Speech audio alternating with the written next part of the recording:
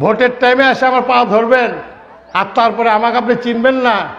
আপনি ভাবিকে সাথে নিয়ে আপনাকে বিবাহবার্ষিকী, জন্মবার্ষিকী ফেসবুকে, ভাই আওয়ামী লীগ ক্ষমতাতে আসার আগে কোনো আওয়ামী লীগের নেতার বিবাহবার্ষিকী হয়নি, জন্মবার্ষিকী হয়নি।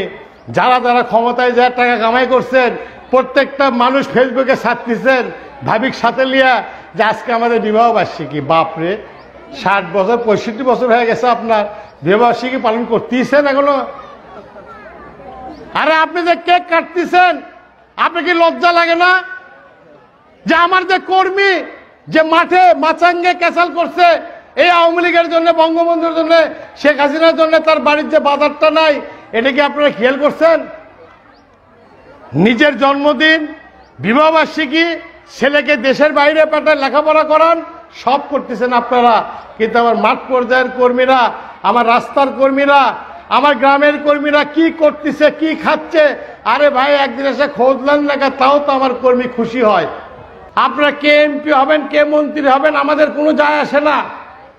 কিন্তু আপনার উপর যে শেখ হাসিনা দায়িত্ব দিছে, সেই দায়িত্ব আপনি সঠিকভাবে পালন করছেন কি না, আমরা শুধু এটা জানতে চাই। আমরা শুধু এটা জানতে চাই যে আপনি কয় টন চাল পাচ্ছেন, কয় টন গম পাচ্ছেন, কত সাহায্য পাচ্ছেন, আমাদেরকে একটু জানান না রে ভাই। আপনারা আমাকে হাত তুলে ওয়াদা দেন 29 তারিখে যে মার্কা, আনারস মার্কা, আল্লাহ সাক্ষী, উপরে আল্লাহ, নিচে জমিন, মাঝখানে আপনারা, যিনি ভোট দিবেন না তিনি হাত তুলবেন না, আমার কোনো আপত্তি নাই। কিন্তু যারা ভোট দিবেন তারা আমাকে হাত তুলে সমর্থন দেন। তোলেন হাত, তোলেন হাত। আনারস মার্কায় আপনারা ভোট দিবেন 29 তারিখ সকালে। আপনাদের দায়িত্ব, আমার ছোট ভাই লিটন পোদ্দার থাকবে, সে যতটুকু পালন করবে, বাদ বাকি যেটা গ্যাপ থাকবে, আমি আব্দুল মান্নান এখন তো কথা দিলাম আপনাদের সেই গ্যাপটা আমি পূরণ করব। কারণ আমি জানি আপনাদের কি সমস্যা।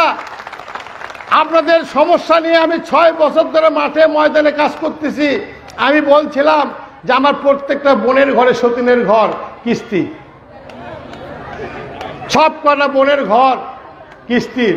আমার যে ভাইয়েরা তারা করছে তুই কিস্তি তোল, আপনি করছেন আমার 4টা আছে, তুই তোর বোনের ডাকলে সেটা তোল, মায়ের ডাকলে সেটা তোল।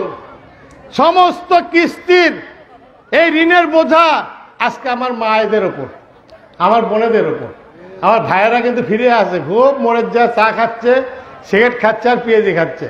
আর আমার বোন খাচ্ছে, তাই মাছ দিয়ে খাচ্ছে না ভর্তা দিয়ে খাচ্ছে, আর চিন্তা হচ্ছে কালকে কিস্তি ছাড় আসবি, স্বাদ নাই। সোল, আপনার বাচ্চা বলতেছে টিভি দেখতে দেখতে, মা দেখো এই টিভির কত সুন্দর এই সিন, আপনি কোথাও চুপ কর, কালকে আমার কিস্তি আছে, মাথা ঠিক নাই।